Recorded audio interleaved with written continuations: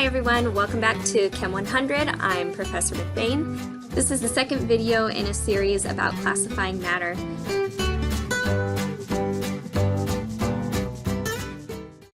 All right, let's jump back into the 4 classifications of matter. And now we're going to talk about elements, and then we're going to go on to compounds. All right, so let's walk it back to those pure substances. Okay, so elements are composed of just one element, okay? And that element could be bound to itself or not. It could just be composed of single atoms, or it could be composed of a big amalgam of the same atom bound to itself, or it could be like 2 hydrogen atoms bound together in a molecule. Doesn't really matter.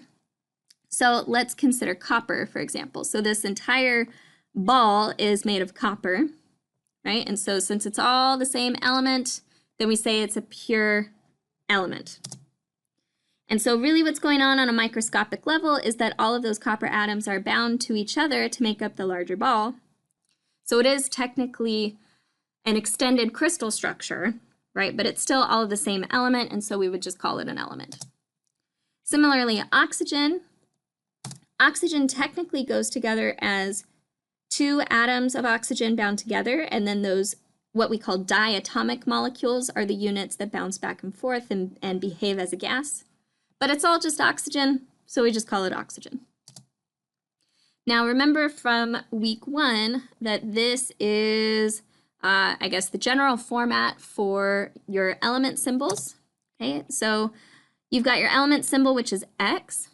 Then the superscript that's on the left-hand side is your mass number. And remember that that's the sum of how many protons and neutrons are in the nucleus. The subscript on the left-hand side would be its atomic number, and that's just the number of protons. And then the superscript on the right-hand side is the charge associated with that species, right? And so the charge would be how many protons you've got minus how many electrons you have. For it to actually be an atom, it needs to have a neutral charge, so you often won't see any charge specified here.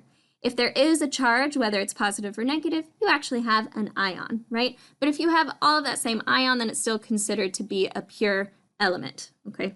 So it would just be like a pure ionic element, okay? All right, let's move on to the last category, which would be compounds, okay? So compounds would still be pure substances as long as the compound is the only thing that you've got there, okay? And so a compound would be 2 or more elements that are bound together to make a single chemical. Now, in a laboratory setting, how would you know that you actually have a single chemical? Well, if we go back to what we were talking about with our homogeneous mixtures, right, where we know that we have 2 chemicals and we take advantage of their different physical properties, well, if you actually have just one chemical, then you only have one set of physical properties for that one chemical. You would have a single melting point, a single boiling point. They would react with certain things in one particular way instead of multiple ways, and so on, right? So you would possibly try to separate the components of this mixture, but in so doing, you would discover that there were no components to separate from each other. Right, and so again, this is kind of like, but McBain, you said that this was just one thing, right? Yeah, but think about it. If you've got just water, right, that's just one chemical that you've got in that water. The water molecules are actually an oxygen that shares its electrons with 2 hydrogens. This is fundamentally different than happening to have an oxygen atom in the same pool as 2 other hydrogen atoms, because oxygen and hydrogen, when they exist as elements all by themselves, they are gases. And so if you just have oxygen and hydrogen not bound to each other, you would have a mixture of gases. The only time that you have oxygen and hydrogen behaving as a clear colorless liquid is if they exchanged those electrons to form bonds and to become water molecules. Once that oxygen is bound to those 2 hydrogens, then they do operate as a single unit and they behave as just one single chemical. Let's look at another example, table salt. So table salt is what I was talking about earlier. It's an ionic crystal structure. right? So here's a scanning electron microscopic view of salt crystals, very, very, very small. And then here would be the crystal structure of salt, right? And so then we've got these chlorines and sodiums and chlorines and sodiums. And so the chlorine and the sodium, instead of being like water molecules where you've got like discrete molecules that kind of come close to some other water molecules but not, instead in solids, especially ionic solids, it's just a lattice network of the two ions that make up the compound over and over and over again.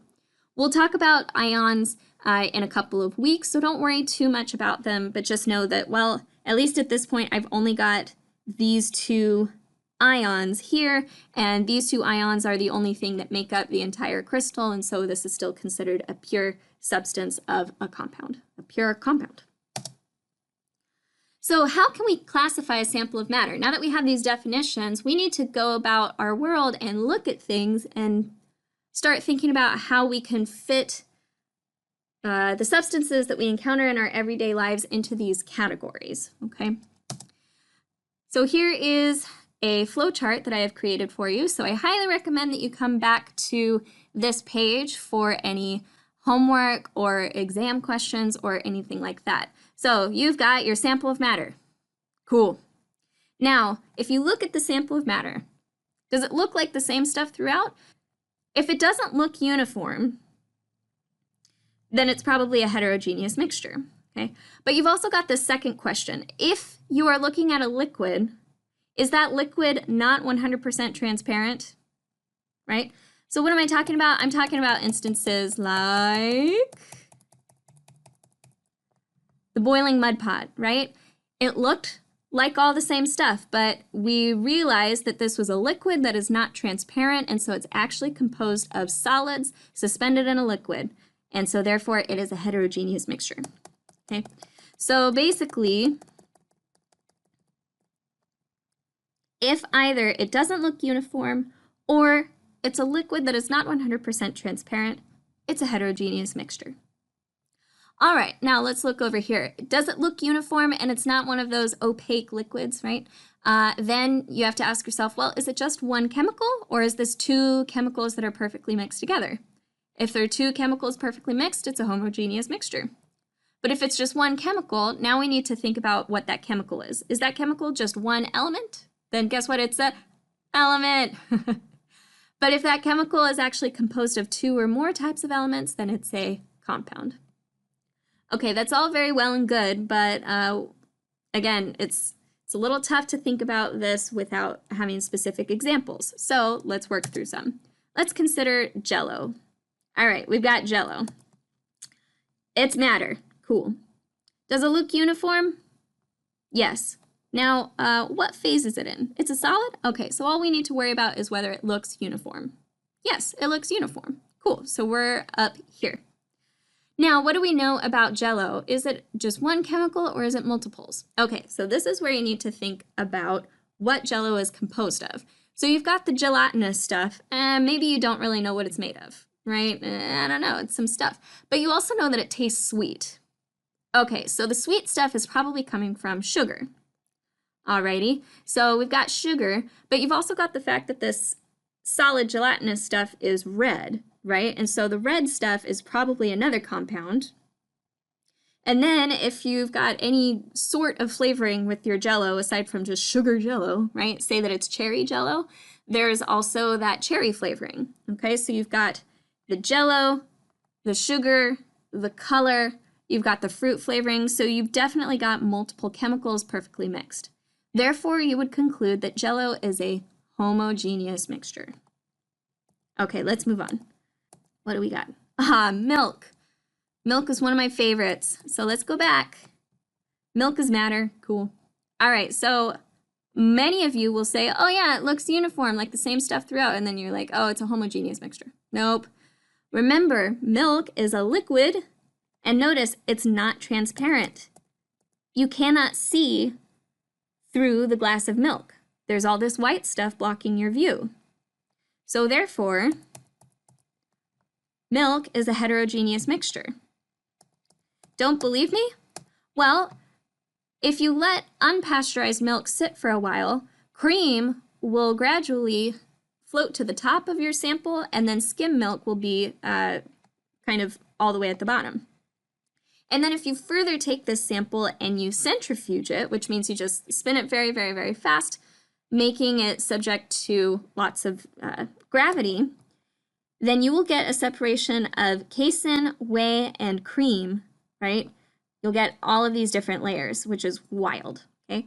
And so these were definitely different proteins and fats that were all mixed together here, okay? But again, these are solids, right? The cream is a solid, the casein is a solid, and yet it's hanging out in this liquid, okay? So therefore, it's a heterogeneous mixture. What about mercury? Well, guess what? Mercury is an element on the periodic table, and all that we're seeing here is the mercury, so. Now you may say to yourself, hey, wait a second, this is also a liquid that is not 100% transparent. While that's true, we also have some prior knowledge about the fact that, again, mercury is an element on the periodic table. So honestly, we can just skip through most of the steps in this flowchart and we just say, well, mercury, element. Tomato juice, this is one of my favorites as well. Again, we've got a liquid that is not 100% transparent, right? It's a liquid that is not 100% transparent. And so then we're looking at a heterogeneous mixture. All right, finally, we've got saran wrap or plastic wrap. If you unravel the plastic wrap, more or less, it looks like the same stuff throughout. And so then we come over here and we're like, yeah, it's the same stuff throughout. Okay, so then is it one chemical or is it two chemicals perfectly mixed? So let's see. It could be a homogeneous mixture, or it could just be one chemical, right? So I would hope that the phrase polymer comes to mind, right? So saran wrap is a polymer. So usually polymers, I know that you don't know this, but now we're going over this in lecture. Polymers tend to be comprised of just one chemical, all right? So we're up here. So then we ask ourselves, okay, is that just one element or is it multiple elements, right? And so there is no saran wrap element on the periodic table. So you're like, okay, well, whatever this chemical is, it's not something I can find on the periodic table. So it's got to be more than one type of element. So this is a compound, right? So that's how you get through saran wrap. Okay, so I hope that this has provided you with enough examples that you feel comfortable now going through this flowchart for additional homework problems and exam questions that you're going to encounter. But of course, if you ever have questions about those questions, feel free to email me or come to office hours because I'd love to help you keep on sorting through this flowchart appropriately. All right, that's it. Thanks for joining me.